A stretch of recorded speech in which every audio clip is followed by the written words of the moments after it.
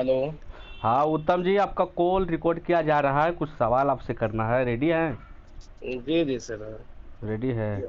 सबसे पहले अपना परिचय एक बार दे दीजिए। जी, मेरा नाम उत्तम कुमार दास है। जी। जी, मैं ग्रामीण आवास सेवा संघ है, हम्म। जिला इकाई जमुई का जिलाध्यक्ष हूँ। अच्छा, जिला अध्यक्ष है। जी सवाल है कि आप तो संघ का अध्यक्ष हैं, जी आवास सहायक के, तो आपके संघ के कई कर्मी भी बर्खास्त हो चुके हैं ना। जी। इसके लिए क्या कुछ जानकारी दीजिएगा।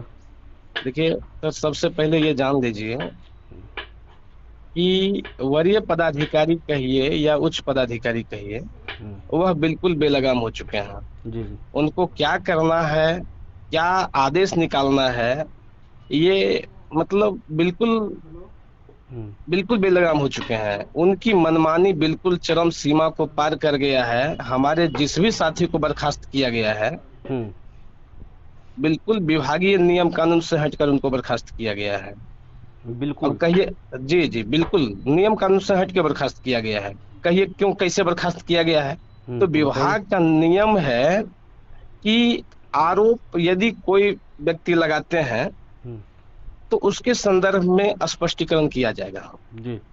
स्पष्टीकरण जब ये आवास सहायक स्पष्टीकरण देंगे, जमा करेंगे, हम्म। तो उनके स्पष्टीकरण का जवाब प्राप्त होने पर हम्म। समीक्षा किया जाएगा, और समीक्षोपरांत हम्म।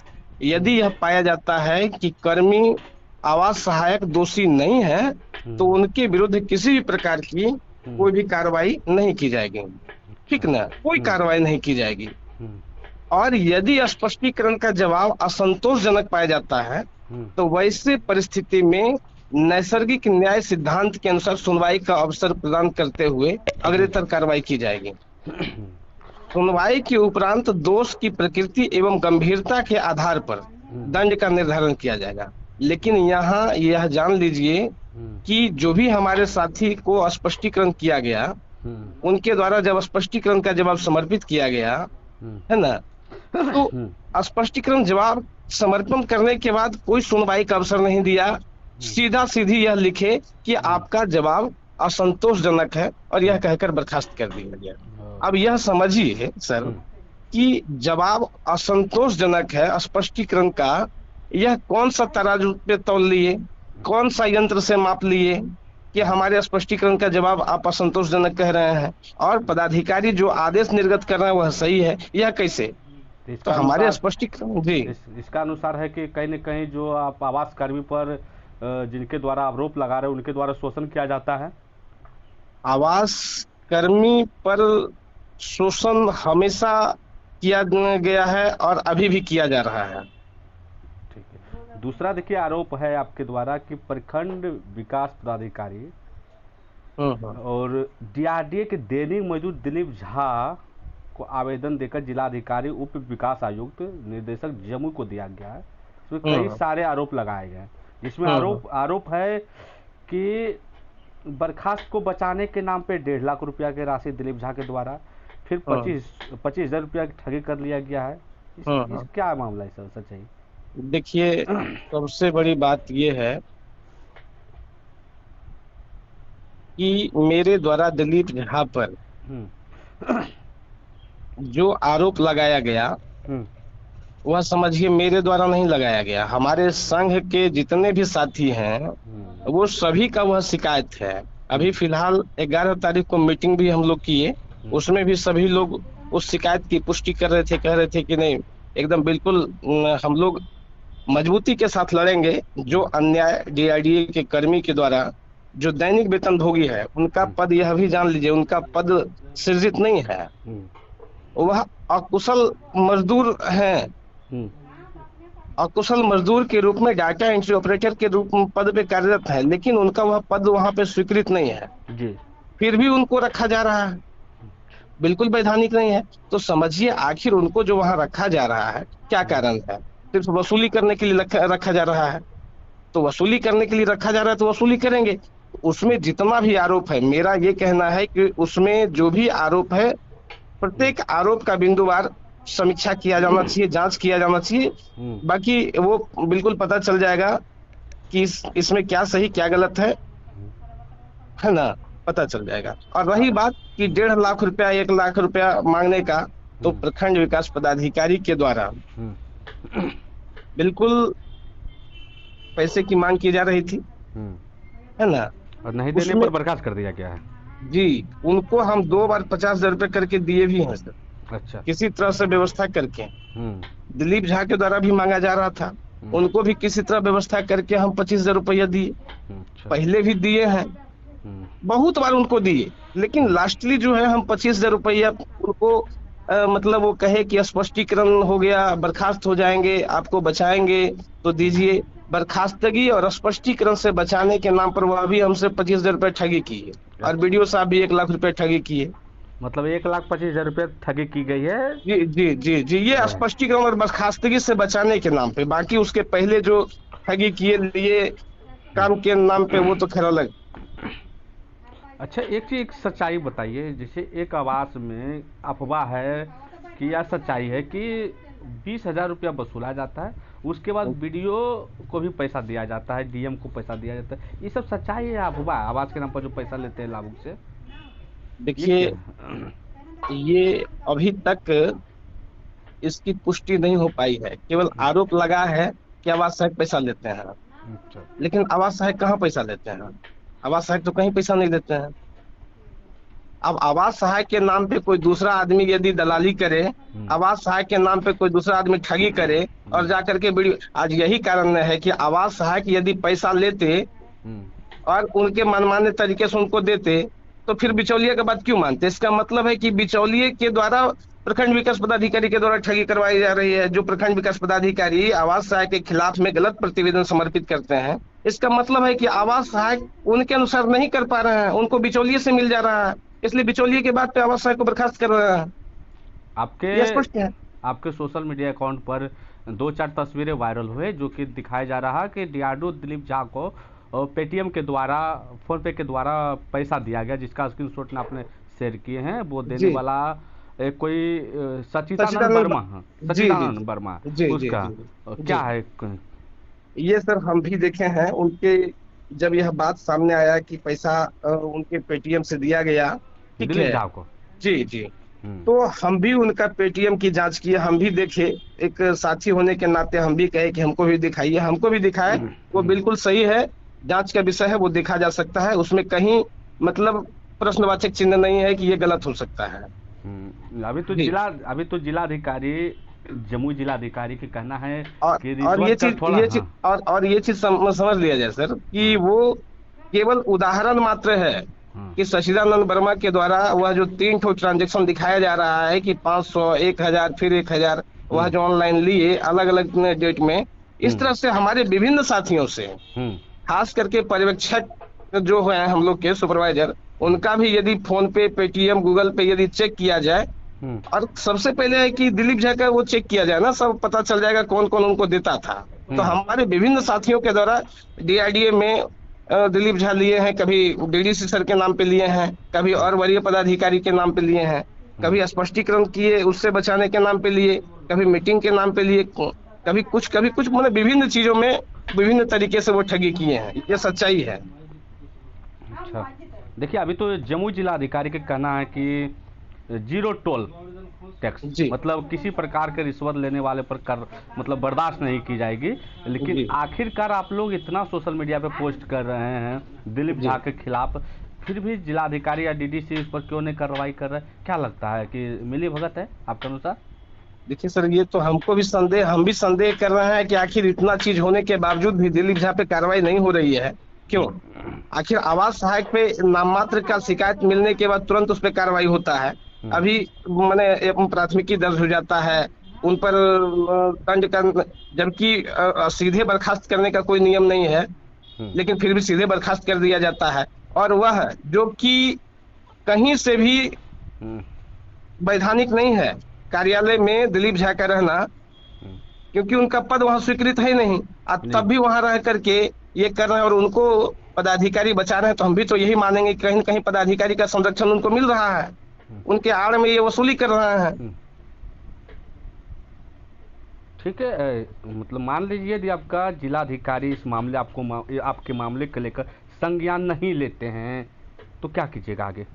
देखिए, हम लोग जो भी होगा चरणबद्ध तरीके से हम लोग लड़ाई लड़ेंगे, आंदोलन करेंगे। हम लोग हड़ताल करने के लिए भी, हम्म। है ना, हम्म। प्लानिंग कर चुके हैं। हम्म। और संघ के सभी साथी मिलकर के, यदि उचित कार्रवाई नहीं होती है, केवल हम्म। आवाज सहायक पे कार्रवाई होगी, तो हम लोग आगे भी जो भी होगा संवैधानिक तरीके से लड़ाई लड़ेंगे। और हम लोग चाहेंगे कि न्याय मिले हम लोगों को, जिला में। निष्पक्षता से जांच हो। हालांकि जिला प्रशासन के जिला पदाधिकारी महोदय पे हम लोगों को पूर्ण भरोसा है हम्म। कि जिला पदाधिकारी महोदय जिस तरह से काम कर रहे हैं, हम्म। कि वह दिलीप झा पर या संबंधित पदाधिकारी, चाहे वो प्रखंड विकास पदाधिकारी इसमें दोषी हो, हम्म। तो उनके खिलाफ भी कार्रवाई करेंगे। यह पूरी भरोसा है कि डीएम महोदय कार्रवाई करेंगे। फिलहाल शायद जानकारी मिली थी हमको कि वो बाहर में है, छुट्टी पर है, लेकिन उम्मीद है कि वहां से आने के बाद कार्रवाई करेंगे।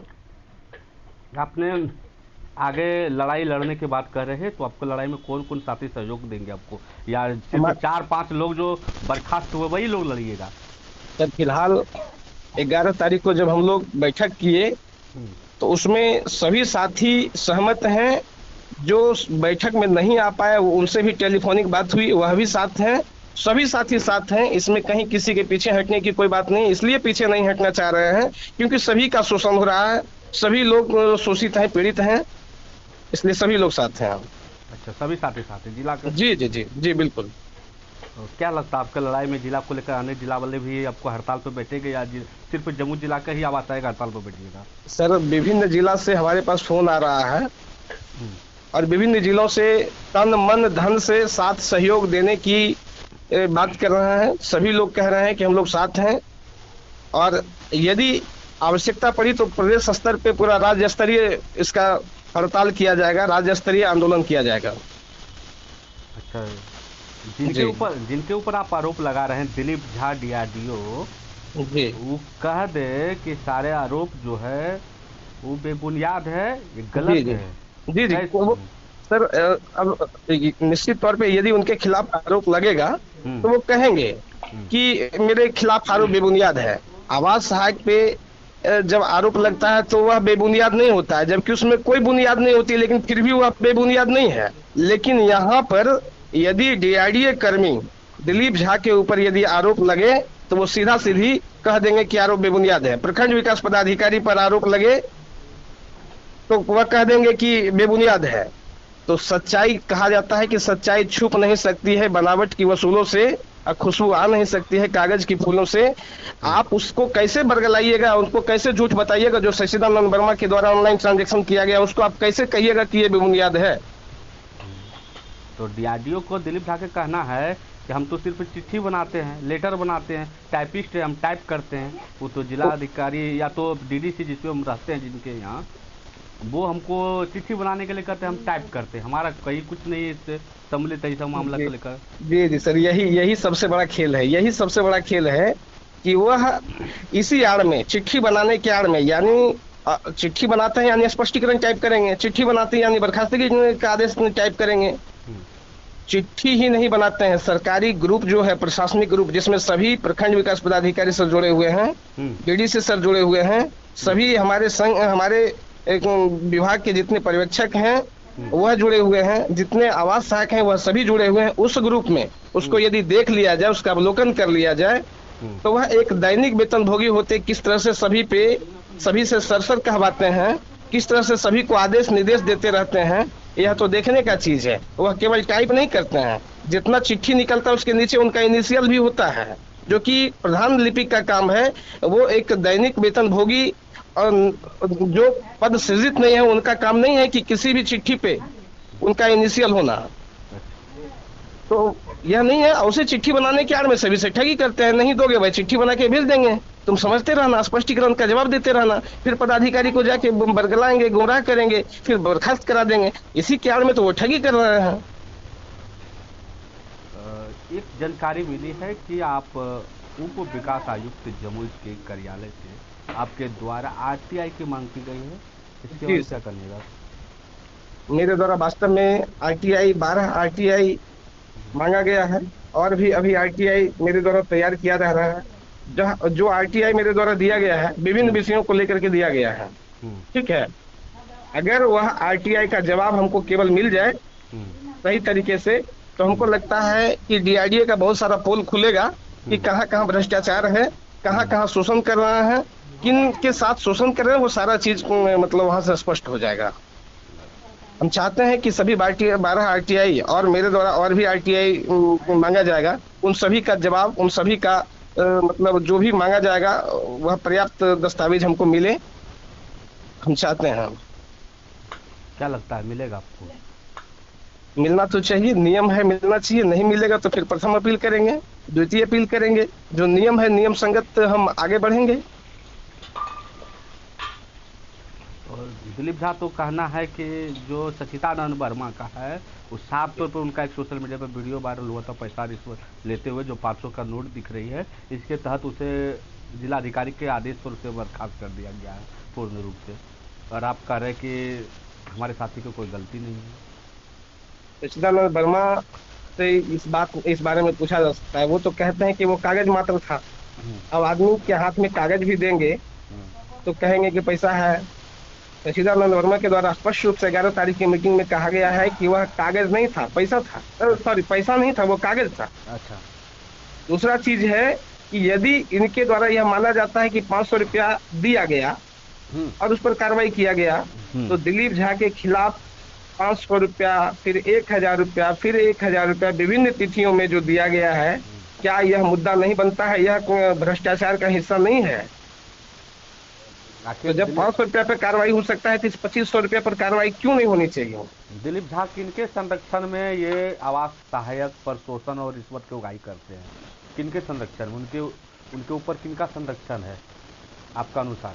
क्या लगता है, डीडीसी या जिलाधिकारी या कोई अन्य अधिकारी को उनके संरक्षण है जो सर, उगाही करते हैं? आपको बता देते हैं, हम जिला पदाधिकारी महोदय को इसमें फिलहाल दोषी नहीं मानते हैं, इसलिए कि जिला पदाधिकारी महोदय, एक बार हम लोग का बैठक हो रहा था हम्म, सभा कक्ष में, हम्म, है ना, जिला संवाद कक्ष में, तो वहां भी ये बरगलाने का प्रयास कर रहे थे दिलीप झा। हम्म, तो वहां पे मैडम स्पष्ट रूप से कह दिए थे हम्म, कि क्या तुम लोग स्कैम करते हो? हम्म, यानी वहां भी थोड़ा सा स्कैम होने का कुछ हम्म, आभास महसूस कर लिए थे। तो हम्म। हमको नहीं लगता है कि जिला पदाधिकारी महोदय का संरक्षण है, लेकिन फिर भी कहीं ना कहीं कुछ ना कुछ मैंने डीआरडीए के पदाधिकारी का संरक्षण है, तभी तो वह इतने बड़े पैमाने पे धांधली कर रहे हैं, शोषण कर रहे हैं, भ्रष्टाचार फैला रहे हैं, और उसके बाद भी जब उनके खिलाफ आरोप लगता है तो उनको नहीं हटा रहे हैं। कहीं ना कहीं कुछ तो है संरक्षण। आवास यह सहायक। जांच का विषय है, यह जांच का विषय है कि उनको संरक्षण कहाँ से मिल रहा है, और हम चाहेंगे कि जिनका भी संरक्षण मिल रहा है उनको भी दायरे में ला करके उनके विरुद्ध भी कार्रवाई होनी चाहिए।